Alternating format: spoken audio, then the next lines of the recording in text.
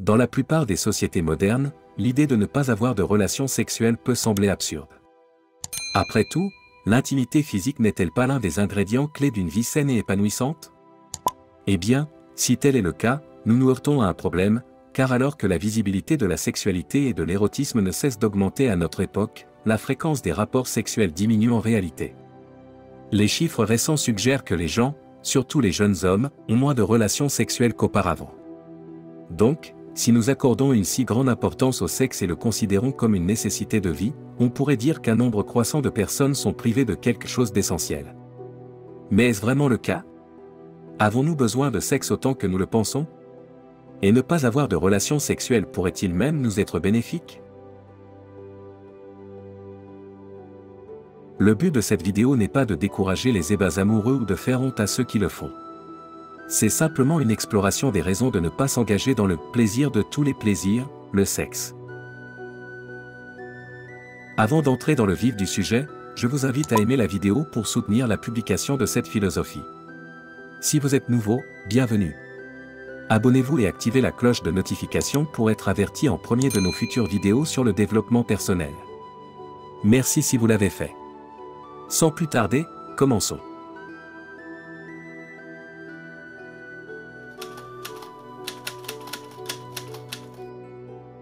Dans de nombreux cas, le sexe a un prix.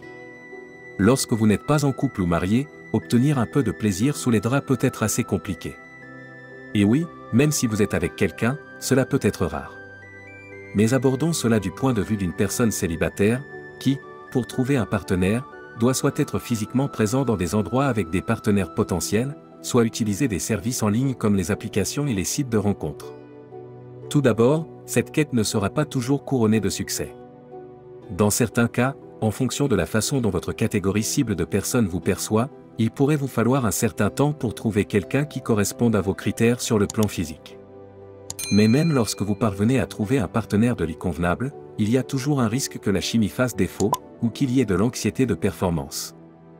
Ou pire, la personne que vous venez de rencontrer pourrait se révéler être un psychopathe dangereux.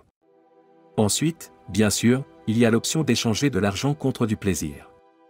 Mais êtes-vous prêt à dépenser votre argent durement gagné pour un moment de connaissance charnelle avec une dame ou un gentleman de joie? De plus, on pourrait vouloir réfléchir aux conditions et motivations des personnes qui exercent ce genre de métier.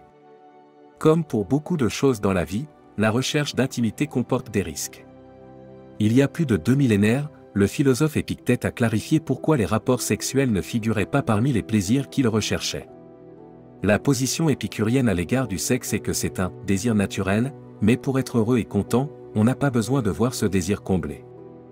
De plus, Épictète soutenait que le sexe n'est jamais bénéfique, et que vous avez de la chance s'il ne vous fait pas de mal, ce qui implique qu'il est nocif par défaut. Beaucoup ne seraient pas d'accord avec la déclaration d'Épicure. Mais plusieurs études montrent une corrélation entre une mauvaise santé mentale et la fréquence des relations sexuelles occasionnelles.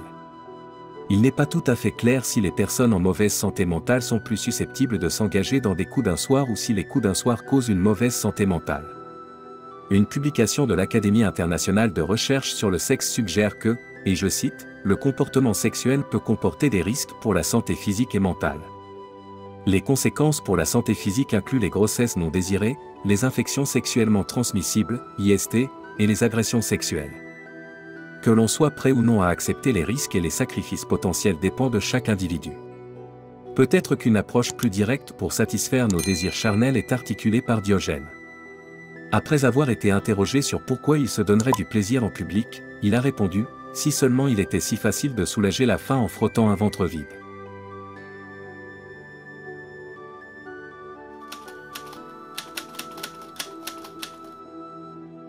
Comme toutes les formes de désir sensuel, le désir de s'envoyer en l'air n'est qu'une autre démangeaison qui cherche à être soulagée.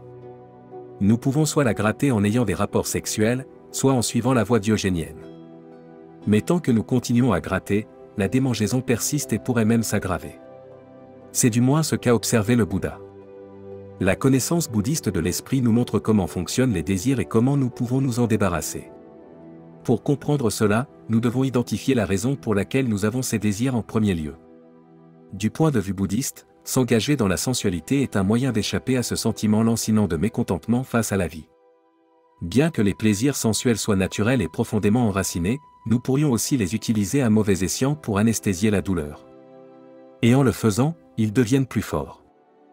L'addiction est essentiellement l'extrême indulgence dans la sensualité, transformant des choses comme manger ou surfer sur Internet en habitudes compulsives. Ainsi, plus nous grattons, plus ça démange. Gratter peut apporter un soulagement temporaire, mais la démangeaison du désir revient plus robuste et intense après un certain temps. Avec le sexe, de tels mécanismes sont également à l'œuvre. Beaucoup de gens qui se considéreraient comme ayant une vie sexuelle saine pourraient, en réalité, être sous une pression continue de leur désir.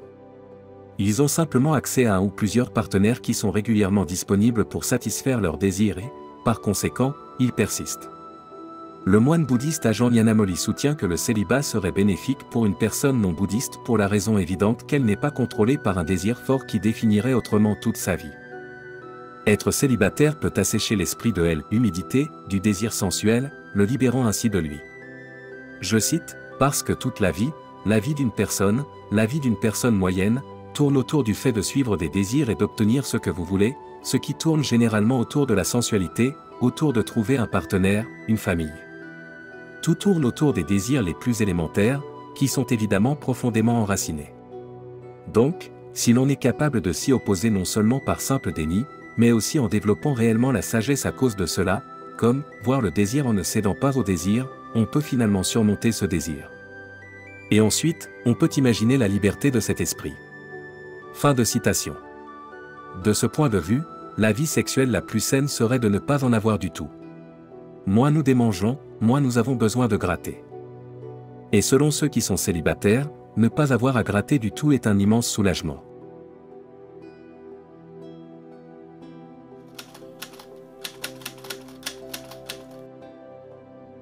Bien que renoncer au sexe semble être une réduction importante de la satisfaction de vie, il existe de nombreux témoignages personnels de célibataires décrivant des expériences de vie différentes mais plus vastes. Dans un article du magazine bouddhiste Tricycle, la laïque Marie Talbot décrit comment le célibat a été l'une des décisions les plus libératrices de sa vie. Elle écrit que l'élimination de la recherche de sexe et de romance a libéré un espace mental considérable qu'elle utilisait auparavant pour réfléchir, analyser, élaborer des stratégies, regretter et agoniser. Je cite, « J'ai été inspiré par les moines et les nonnes que je connais, et par la promesse du Bouddha selon laquelle même si une vie célibataire peut sembler considérablement réduite de l'extérieur, la vie intérieure du renonçant s'épanouit et s'élargit de manière exponentielle. Retirer la recherche de sexe et de romance de nos vies diminue probablement notre engagement avec le monde extérieur. Mais ce désengagement crée également une opportunité pour que le monde intérieur s'épanouisse. Lorsque nous observons le comportement humain, nous constatons que l'affirmation présentée par Ajahn Nyanamoli est correcte. Nos vies tournent généralement autour du désir profondément enraciné de sensualité et de trouver un partenaire. La plupart des gens construisent leur vie autour de cela, essayant d'être aussi attirants que possible pour ce qu'ils désirent. Pour une part significative, la sensualité et la romance anticipée motivent les gens à bien paraître, par exemple, en développant une musculature ou en utilisant divers produits de beauté et en portant des talons hauts. Nyanamoli explique que si nous choisissons le célibat, tout ce qui, d'une manière ou d'une autre, facilite la gratification de nos désirs sexuels perd de son pouvoir sur nous. Des choses comme le besoin de statut social ou d'attractivité physique pour attirer des partenaires potentiels deviennent assez inutiles, car l'élimination de la faim rend ces moyens obsolètes. Ce mécanisme fonctionne dans tous les domaines de la vie. Par exemple, si vous n'avez pas besoin d'une maison coûteuse, vous n'avez pas besoin de gagner le revenu nécessaire. Si vous n'avez pas besoin de statut et de prestige, vous n'avez pas besoin de vous donner du mal pour impressionner les gens. En ne désirant tout simplement pas quelque chose, nous pouvons récupérer de vastes quantités d'énergie que nous pouvons utiliser ailleurs. Par exemple, les jésuites, un ordre chrétien, affirment que choisir d'être célibataire peut être un chemin vers Dieu. Ils visent à pratiquer une forme saine de célibat, non basée sur la répression et le déni, mais comme un choix libre et conscient alimenté par un désir ardent du divin, afin qu'ils puissent se concentrer entièrement sur leur relation avec Dieu. Mais il existe également des poursuites non religieuses sur lesquelles on peut dépenser son énergie libérée. Et certaines personnes vont même plus loin.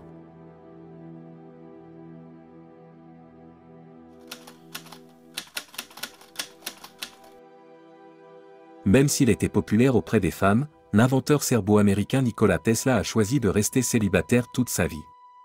Certains affirment qu'il était attiré par les hommes. Mais cette croyance semble refléter l'incapacité à comprendre pourquoi un homme ne serait pas intéressé par les femmes qui lui plaisent. En d'autres termes, il doit être gay.